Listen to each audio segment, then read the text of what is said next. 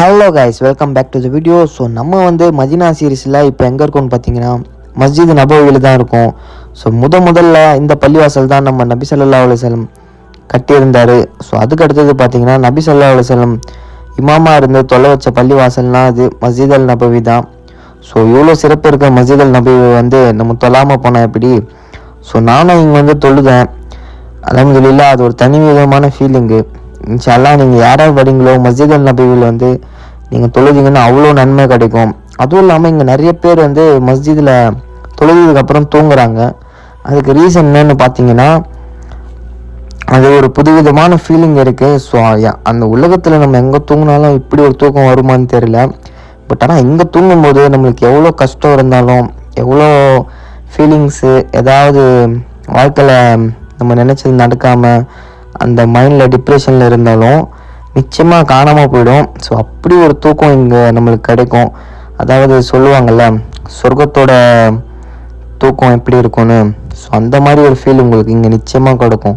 அதுக்கடுத்தது பார்த்தீங்கன்னா மஸ்ஜித் அல் நபவியில் ஆர்கிடெக்சர் யார் பண்ணியிருக்காங்க பார்த்தீங்கன்னா, அந்த காலத்துலேருந்தே டர்க்கிஷ்லேருந்து நிறைய பேரை கூப்பிட்டுட்டு அவங்க பண்ண ஆர்கிடெக்சர் தான் இப்போ மஸ்ஜித் அல் நபவியில் இருக்கிறது. ஸோ இதோட சிறப்பு என்னென்னு பார்த்தீங்கன்னா, இவங்க இந்த பில்லர்ஸ்க்கு நடுவில் ஏசி வச்சுருக்காங்க. பட் ஆனால் நம்ம பார்க்கும்போது இது ஏசி மாதிரியே தெரியல. ஸோ நம்மளே யோசிக்க வைக்கிறாங்க, அது எப்படி இவங்க செட் பண்ணாங்கன்னே தெரியல. ஸோ அந்தளவுக்கு டெக்னாலஜி பார்த்து பக்குவமாக யூஸ் பண்ணியிருக்காங்க. அதுதான் மஸ்ஜித் அல் நபியோட ஸ்பெஷாலிட்டியே சொல்லலாம். நிச்சயமாக இதே மாதிரி பார்த்திங்கன்னா நம்ம காபத்துல்லால அந்த கீழே இருக்கிற டைல்ஸ் அவங்க யூஸ் பண்ணது பார்த்திங்கன்னா எவ்வளோ வெயில் அடித்தாலும், உங்களுக்கே தெரியும் சவுதி அரேபியாவோட கிளைமேட் எப்படி இருக்கும்னு. ஸோ அவ்வளோ வெயில் அடித்தாலும் அந்த நம்ம காபாவோட தரையில் தொழும்போது, நம்ம சஜ்தா செய்யும்போது அந்த சூடை நம்மளுக்கு தெரியாது. அதுக்கு காரணம் என்னென்னு பார்த்தீங்கன்னா, அது அந்த டைல்ஸே ஒரு மலையை வெட்டி தான் கொண்டு வந்தாங்க. ஸோ அந்த மலை இருக்கிறது ரொம்ப ரேரான இது தான். ஸோ அந்த மலையை வெட்டி கொண்டு அந்த டைல்ஸில் தான் இவங்க செஞ்சு காபத்துல்லாவில் போட்டிருக்காங்க. அந்த காபா சுற்றி இருக்கிற டைல்ஸ் பார்த்திங்கன்னா, ஸோ அது ஒரு விதமான அது சூடே இழுக்க மாட்டேங்குது. ஆக்சுவலி கூலிங்காக இருக்கும் அந்த டைல்ஸு. ஸோ மஸ்ஜித் அல் நபவியில் பார்த்தீங்கன்னா எல்லாமே சுத்தமாக வச்சுருக்காங்க, அவ்வளோ க்ளீன் பண்ணுறாங்க. ஸோ ஒர்க்கர்ஸ் எல்லாம் பார்த்திங்கன்னா ஒரே ஒரு இது கூட தூசியை கூட விட மாட்டுறாங்க. ஸோ அந்த அளவுக்கு மேனேஜ்மெண்ட்டெல்லாம் சவுதி கவர்மெண்ட் நல்லாவே பண்ணியிருக்காங்கன்னு சொல்லலாம்.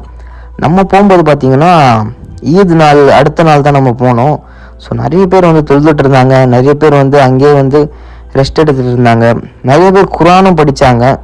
ஸோ இங்கே நீங்கள் நெக்ஸ்ட் டைம் போனீங்கன்னா நான் சொல்கிறது நீங்கள் ஃபாலோ பண்ணுங்கள். நிச்சயமாக நீங்கள் இந்த உலகத்தில் இல்லைன்னா கூட நீங்கள் இறந்தப்புறம் உங்களுக்கு நன்மைகள் கிடைக்கும். அதுக்கான ரீசன் நான் என்னன்னு சொல்கிறேன்னு பார்த்தீங்கன்னா, நீங்கள் மஸ்ஜித் அல் நபவி இங்கே போனீங்கன்னா அங்கே நான் நிறைய குரானை பார்த்தேன். நீங்கள் வரவங்க நிறைய பேர் குரான் வாங்கி வைக்கிறாங்க. அதுக்கு காரணம் என்னன்னு பார்த்தீங்கன்னா, நம்ம ஓதலைனாலும் அந்த குரானை எடுத்து வரவங்க நிறைய பேர் ஓதுவாங்க. ஸோ அதனால் நம்ம இறந்த அப்புறம் கூட அந்த நன்மைகள் எல்லாம் நம்மளுக்கு சேரும். ஸோ நிச்சயமாக நீங்களும் இதை ஃபாலோ பண்ணுங்கள். நீங்களே பார்க்கலாம், ஜம்சம் தண்ணி லைனாக இது பண்ணி வச்சுருக்காங்க, ஃபில் பண்ணி. அது பக்கத்துலேயே பார்த்தீங்கன்னா குரான்ஸ் இருக்குது. நான் சொன்ன அந்த ஏசி டெக்னாலஜி அது கீழே இருக்குது பாருங்கள், சின்ன சின்னதாக அந்த ஹோல்ஸ் மாதிரி இருக்குது. ஸோ அதுலேருந்து பார்த்தீங்கன்னா கூலிங்கான காற்று வருதுங்க. ஸோ அதுதான் எங்களோட பிரம்மாண்டமான டெக்னாலஜியே. நம்மளுக்கே தெரியாது, விற்று பார்த்தா தான் தெரியும் அது பில்லரா இல்லை ஏசியான்னு. ஸோ அதுலேயே இவங்க வடிவமைச்சிருக்காங்க. நீங்கள் கேட்கலாம், மஸ்ஜித் அல் நபவி அந்த காலத்துலேருந்து இவ்வளோ பெருசாக இருக்குமான்னு. அப்படி எதுவும் கிடையாது. ஸோ நம்ம நபி கட்டும் போது இது ஒரு சின்ன பள்ளிவாசல் தான் இருந்தது. அதில் ஏன்னு பார்த்தீங்கன்னா அந்த காலத்துலேயே நம்ம நபி இந்த பள்ளிவாசலை அவ்வளோ பிரம்மாண்டமாக கட்டலை, நார்மலாக தான் கட்டியிருந்தார்.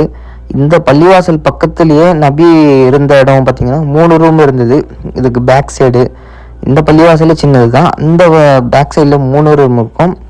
அதில் தான் நபி வாழ்ந்துட்டு வந்துட்டு இருந்தார். ஆக்சுவலாக சொல்ல போனால் காலம் போக போக நபி இருந்ததுக்கப்புறம் இந்த பள்ளிவாசலை வேறு வேறு கவர்மெண்ட், சவுதி கவர்மெண்ட் நிறைய கிங்ஸ் இது பண்ணிகிட்டு இருந்தாங்க. ஸோ ஆட்சி மாற்றம் மாற மாற நிறைய பேர் இந்த பள்ளிவாசலை ரெனோவேஷன் பண்ணி இதை கட்டி இந்த அளவுக்கு பெருசாக்கியிருக்காங்க. இப்போ இந்த பள்ளிவாசலில் நிறைய விதமான கேட்ஸ் இருக்குது. ஸோ நம்மளே கன்ஃபியூஸ் ஆகிடுவோம், அவ்வளோ கேட்ஸ் இருக்குது. அதுக்கடுத்து பார்த்தீங்கன்னா ஜம்சம் தண்ணியே இங்கே கொண்டு வர முடியலன்னா சவுதி கவர்மெண்ட் எவ்வளவோ செலவு பண்ணிட்டாங்க. பட் எல்லாமே கடைசி நேரத்தில் மதீனா வரைக்கும் வர முடியல, எவ்வளோ ட்ரை பண்ணி பார்த்தாடிச்சு. அதுக்கு காரணம் என்னென்னு பார்த்தீங்கன்னா, அதுக்கு சொல்யூஷன் வந்து அல்லாஹ் தான் வந்து இது பண்ணணும். இதுக்கு பின்னால் ஒரு இஸ்லாமிக் ஹிஸ்ட்ரி இருக்குன்றாங்க. அதாவது ஜம்சம் தண்ணி வந்து மதீனாவுக்கு கொண்டு போக முடியாதுன்னு அப்போவே சஹாபாக்கள் வந்து சொல்லியிருக்காங்க அப்படின்ற ஒரு இது இருக்குது. ஸோ அதை வச்சு தான் இதோட கனெக்ட் பண்ணுறாங்க இவங்க. பட் ஆனால் எந்த அளவுக்கு உண்மைன்னு தெரியல. நிறைய தடவை சவுதி கவர்மெண்ட் ட்ரை பண்ணி பார்த்தோம், இது வந்து சக்ஸஸ் பண்ண முடியல அவங்களால. ஸோ அதனால் கூலர்ஸ் தான் வரும் ஜம்சம் தண்ணி இங்கே மஸ்ஜித் அல் நபவியில். ஸோ நீங்கள் அங்கே தொழுது துவா கேளுங்க, இன்ஷா அல்லாஹ் நல்லதே நடக்கும். ஸோ இதில் வந்து இப்போ சோகமான என்ன விஷயம்னா, நம்ம வந்து உம்ரா பயணம் முடிய போகுது. நம்ம மதீனாவிலேருந்து கிளம்ப போகிறோம். ஸோ லோவர் தொழுகத்தை மதீனாவிலேருந்து கிளம்பலான்னு நான் பிளான் பண்ணி வச்சுருக்கோம். ஸோ எங்களோட உம்ரா பஸ் வந்து இன்னும் ஒரு 1.5 hours கிளம்பிடும். ஸோ இதோட வந்து மக்கா மதீனா சீரீஸ் முடியுது. ஸோ இன்ஷா அல்லாஹ் வந்து நம்ம இதை அப்படியே கண்டினியூ பண்ணுவோம். எப்பப்போ உம்ரா போகிறோமோ, எப்பப்போ ஹஜ் செய்கிற நம்மளுக்கு சான்ஸ் கிடைக்குதோ அப்போல்லாம் நம்ம சேனலில் மக்கா மதீனா வீடியோஸ் வரும். அதுவும் இல்லாமல் இஸ்லாமிக்ஸ் வீடியோஸ் நிறைய போடலான்னு பிளான் பண்ணி வச்சுருக்கேன். ஸோ இன்ஷா அல்லாஹ் நீங்கள் இந்த வீடியோவுக்கு நிறைய லைக்ஸு, கமெண்ட்ஸு, சப்ஸ்கிரைபர் கொடுப்பீங்கன்னு நம்புகிறேன். ஸோ இதே மாதிரி உங்கள் ஃப்ரெண்ட்ஸ்க்கெல்லாம் நம்ம வீடியோவை ஷேர் பண்ணுங்கள், நிறைய பேருக்கு ரீச் ஆகட்டும். ஸோ அப்போ தான் வந்து நம்மளுக்கு மோட்டிவேஷனாக இருக்கும் வேறு ஒரு வீடியோ போடுறதுக்கு. இதுக்கப்புறம் பார்த்திங்கன்னா மஸ்ஜித் அல் நபவி முடிச்சிட்டோம் நம்ம. இப்போ மதீனாவில் வந்து லோவர் தொழுகாக உட்காந்துட்டு இருந்தோம். ஸோ மதீனாவோட சிறப்பே வந்து ஒரு விதமான ஃபீல் உங்களுக்கு தரும்.